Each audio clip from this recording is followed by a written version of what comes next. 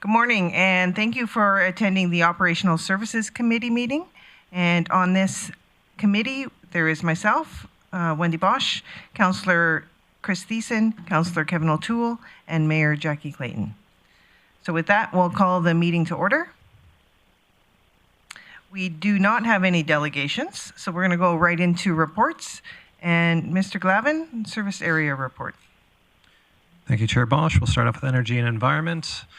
Energy and Environment has recently completed their vermicomposting sessions. They held 9 classroom presentations and provided 4 classroom kits to schools.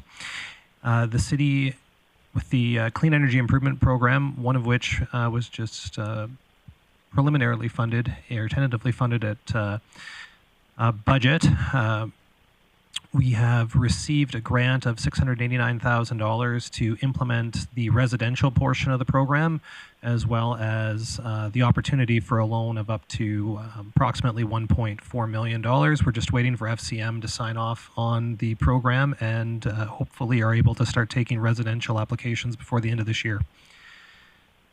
As well, an RFP went out for a bioengineering project at the O'Brien Lake Channel. This is a $102,000 project that is funded through the Provincial Watershed Resiliency and Restoration Program. In engineering services, we have recently posted the intersection improvement study for 108th Street and 100th Avenue, as well as 116th Avenue and 100th Street. We have also put out the preliminary 84th Street and 116th Avenue Northeast road design and are currently focusing on preparation for the 2023 construction season. In fleet, we're already looking forward to spring with the overhaul of our street sweepers. They'll be starting that over the next few weeks.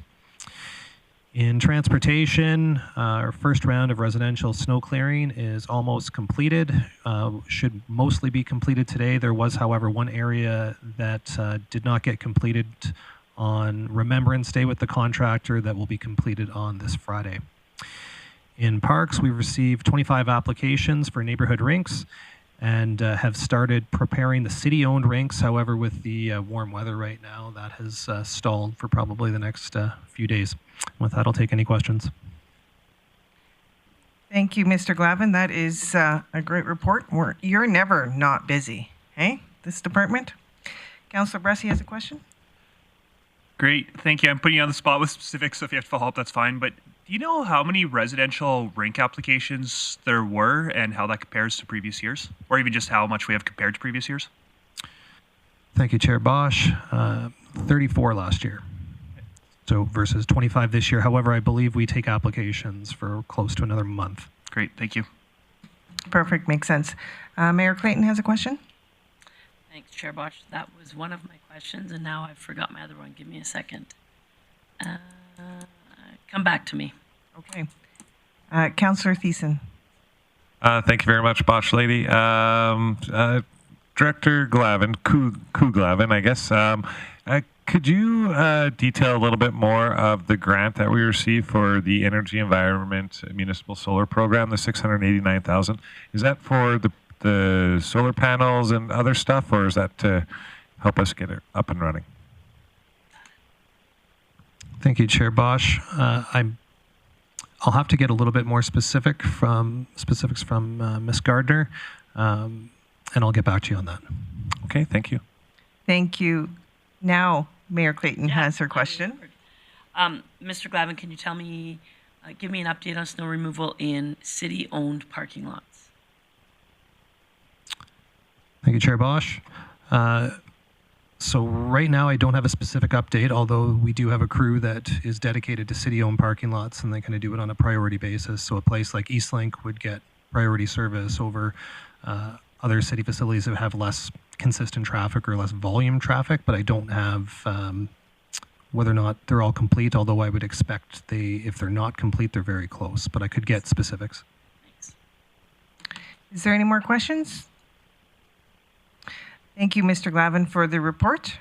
And we will move on to the downtown traffic report, speed report, I guess. And we have Mr. Robin Hutchinson here to speak to it.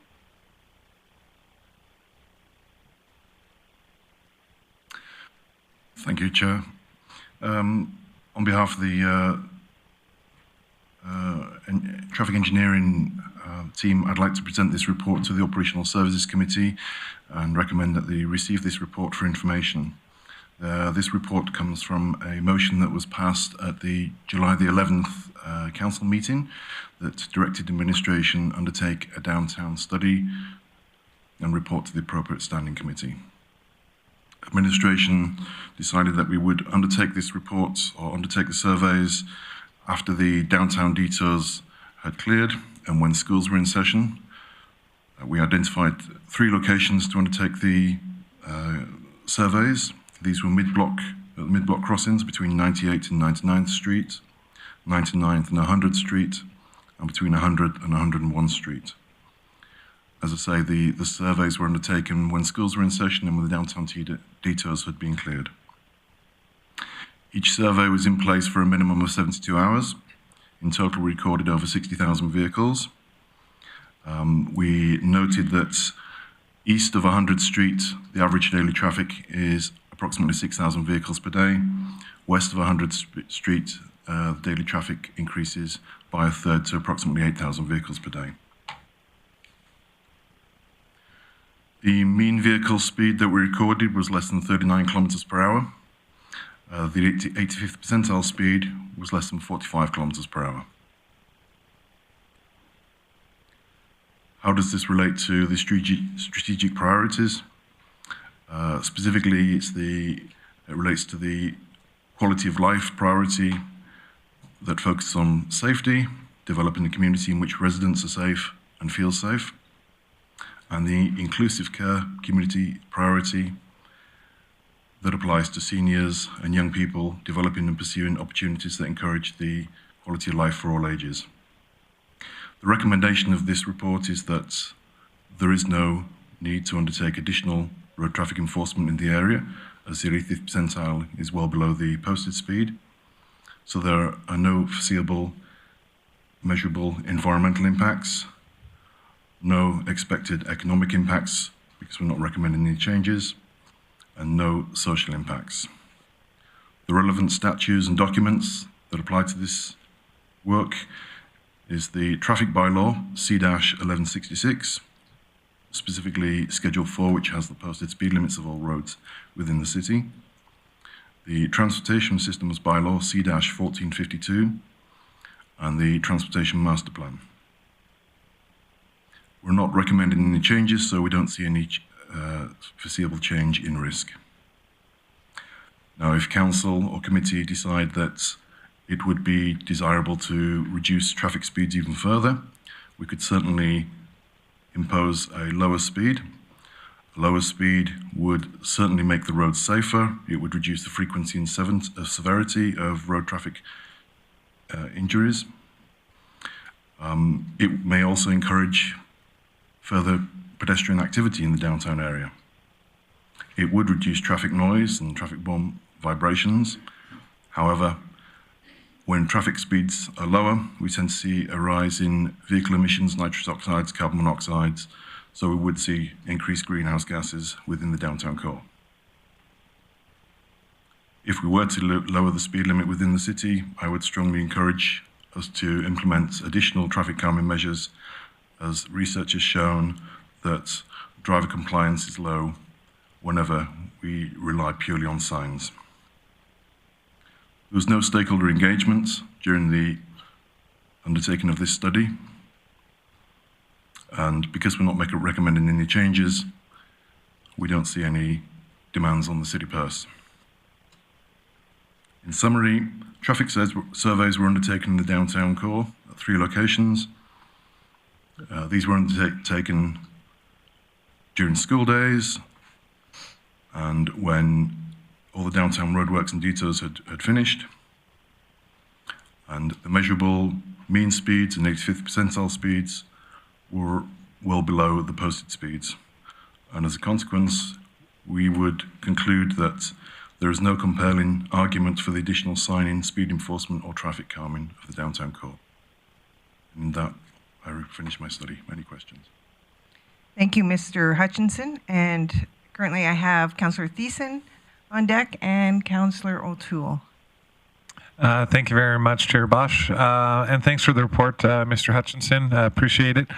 Just a question. In our next agenda, we have the injury collision hotspots and traffic counts coming up. I guess my question for you is, during the course of this study, outside of what was already reported in that study on Resources Road, 100th Ave and 99th Ave, was there any incidents involving injuries or accidents of vehicles or pedestrians along that intersection way from, I believe, like 108th all the way straight down to 100th Street? Through the chair, the short answer to that is we don't get the collision data until at least 12 months after the event. So my team are currently working using the 2021 collision data. I won't see the 2022 data until middle of next year. So I'm not aware of any issues, but it would be too early for me to comment in full. Okay, no, that's fair. Thank you. Thank you, Mr. Hutchinson. Councillor O'Toole. Thank you very much, Mr. Bosch. I've got a question. I think your report was awesome. Good information there.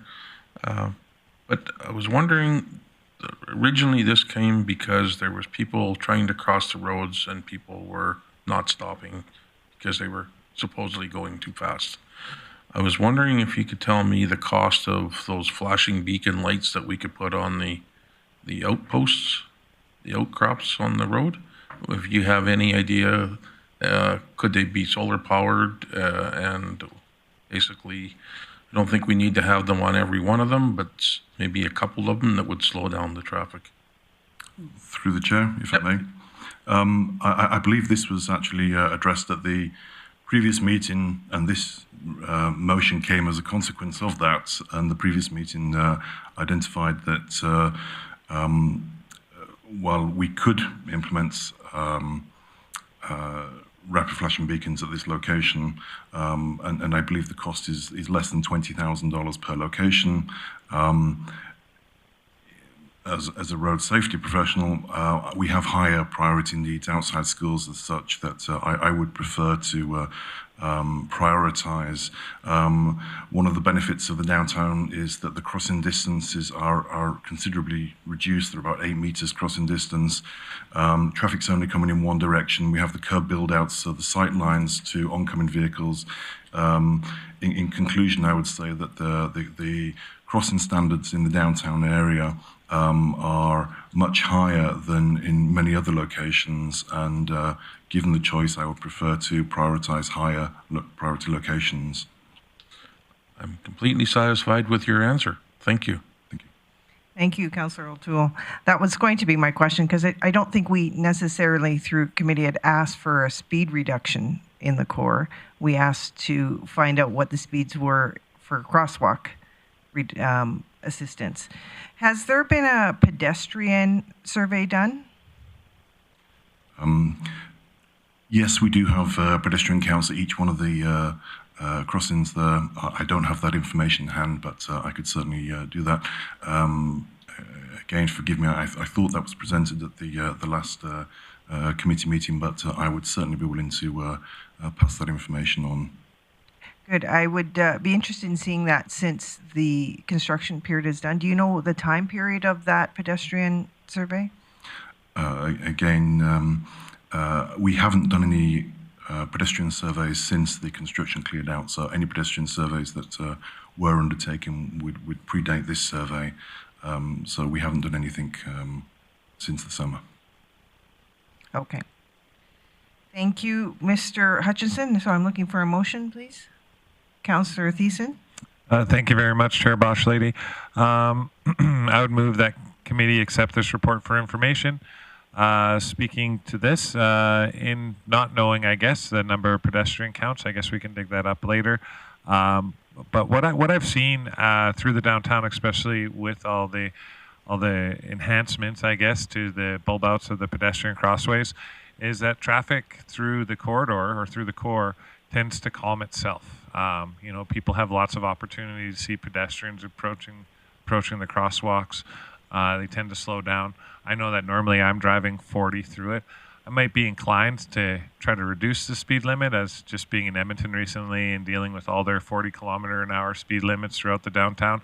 I actually felt that traffic flowed pretty smoothly, and I wasn't left behind in any way, shape, or form. Of course, that's me behind the wheel, not other people behind the wheel, and so we have to be aware of that. But I think this was a thorough report with good information, and I don't see any need to move forward with this. So I approve of the recommendation, and I encourage committee to as well. Okay, thank you, Councillor Thiessen. Call to question.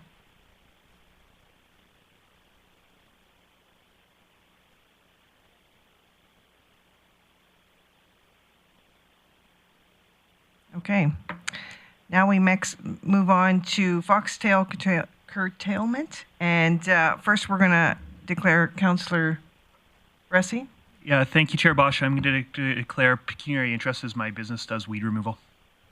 Thank you, and we'll give Mr. Bressie a moment. So I'd like to invite Case Dervise to speak to the Foxtail Curtailment. Yes, thank you, Chair Bosch. Here today to speak on this report that really came from a conversation with the delegation on September 6th that came forward to speak about some foxtail concerns on the north side of the city, specifically Royal Oaks and Northridge. Administration recognizes that early coordinated action on properties with significant foxtail can increase our timely curtailment.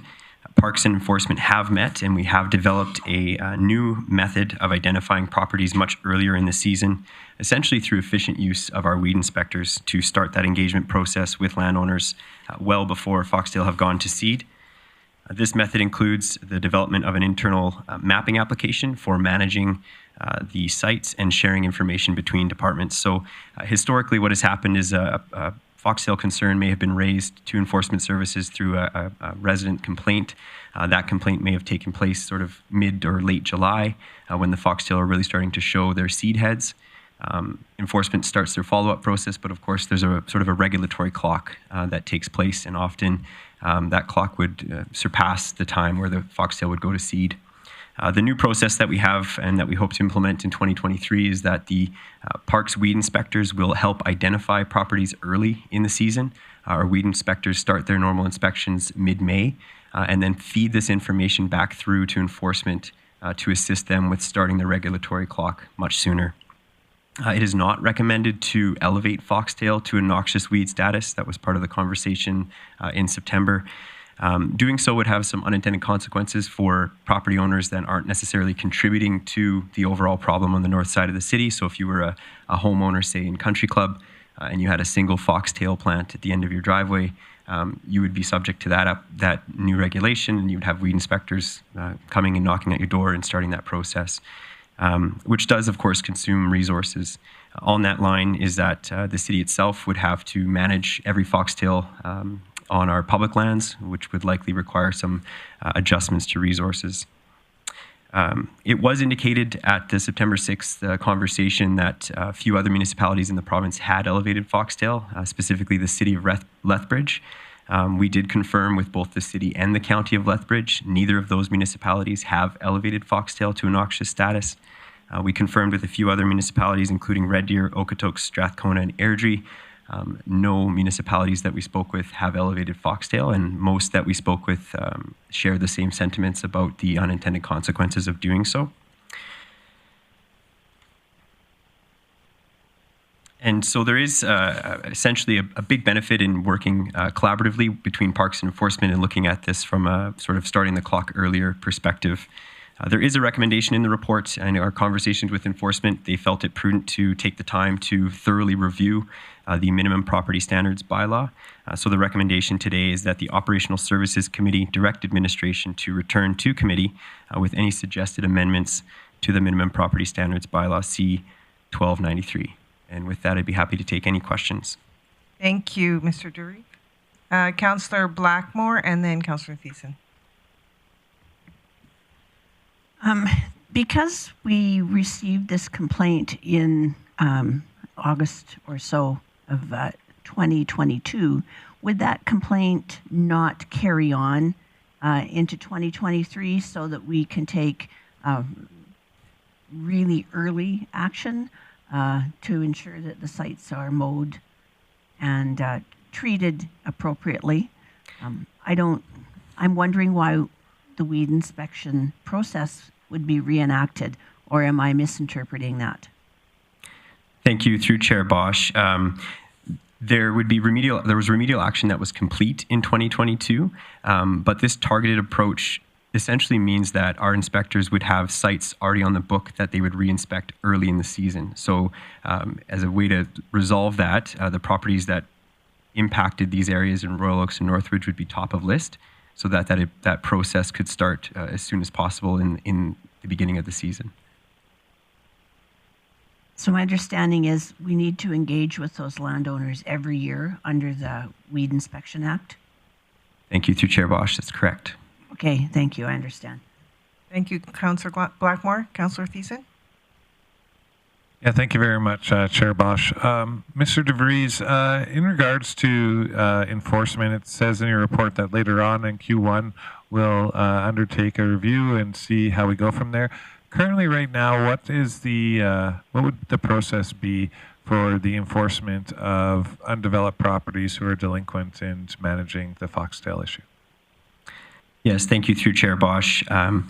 Their process, as mentioned, has a bit of a regulatory clock. So if a property is brought forward as being in contravention of that bylaw, then there would be, of course, sort of a notice for action. I don't have the exact specifics of how that plays out, but essentially moving from that notice to a fine, a second fine, and then remedial action in a court order to actually have that property addressed.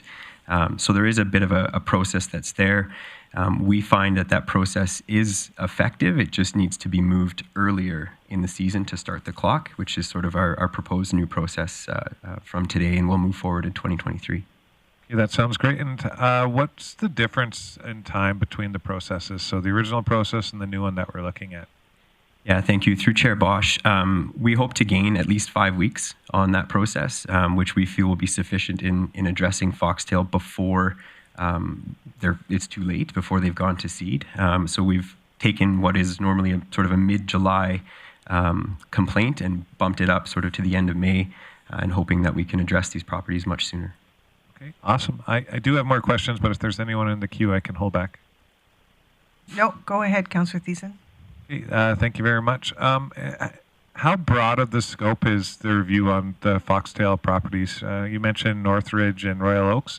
There are other areas in town, I think largely areas that were developed over top of wetland areas is what I'm finding, where the foxtails tend to creep up in the season. Is this just an exploration of those areas in Northridge and Royal Oaks, or are we looking at other areas as well? Yeah, thank you. Through Chair Bosch, it would be across the city. As mentioned, we would have a list that we would start with based on our experiences from previous seasons. But the weed inspectors will conduct inspections across the entire city, all parcels. And so we would look at other areas as well to see if there are ones that maybe aren't on the list, if you will, that should be added, and doing so much earlier in the season. You know, that's really good. And my final question, it does mention spraying in here as the responsibility potentially of the landowner if they want to mow or spray. Now, it also states in your report that foxtail can't be handled without maybe a glyphosate spray to help kill it off to ensure that the foxtail goes away. How do we minimize the use of that type of spray in our community? Yeah, thank you. Through Chair Bosch, it's one of the reasons why we believe that the bylaw is the best tool in the toolbox to address foxtail, because the enforcement team can request mowing. If we were to move foxtail to a noxious weed status, the Weed Act, the weed inspectors cannot dictate to the landowner what form of control they can use, so they could end up spraying. So with the bylaw approach and working through enforcement, we can actually encourage the mowing action. So that's one method that we have in place for that. Awesome. I love a key and turnstile method. That's perfect. Thank you very much for all your answers. Thank you, Councillor Thiessen. You had asked some of the questions I had in mind too, so happy to hear the answers. So I appreciate this report. First, recognizing we have an issue is key, and then addressing it and early acknowledgement of the problem. So those pictures that we saw last year were significant, and I certainly don't want people to have to deal with that. So on to business, if there's no questions, and Councillor O'Toole. Thank you very much, Chair Bosch. I move the committee direct administration to return to committee with suggested amendments to the minimum property standards bylaw C-1293. Any questions to that or comments? Okay, I call the question.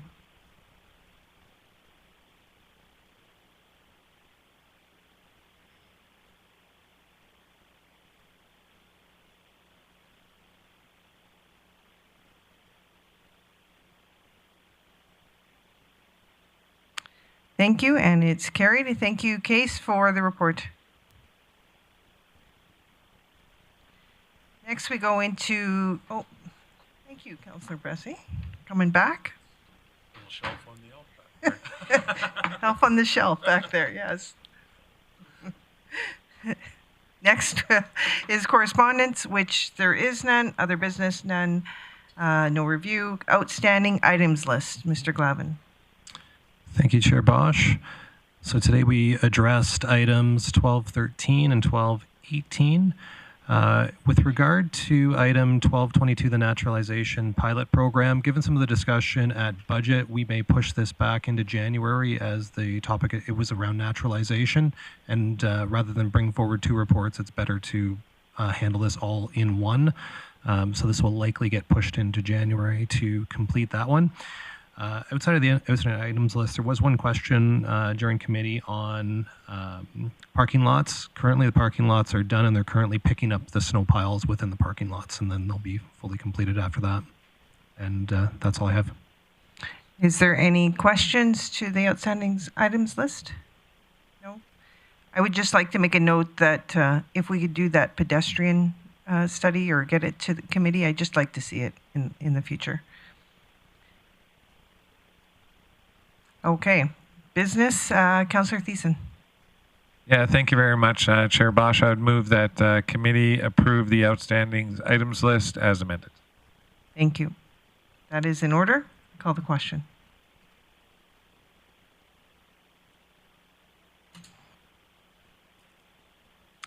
And that is moved. That's it. I guess we're going to adjourn for a couple minutes. This is just like moving quickly today. Awesome. Oh, did I just flag it? That's all, folks. We have an elf on the shelf. He'll take care of it.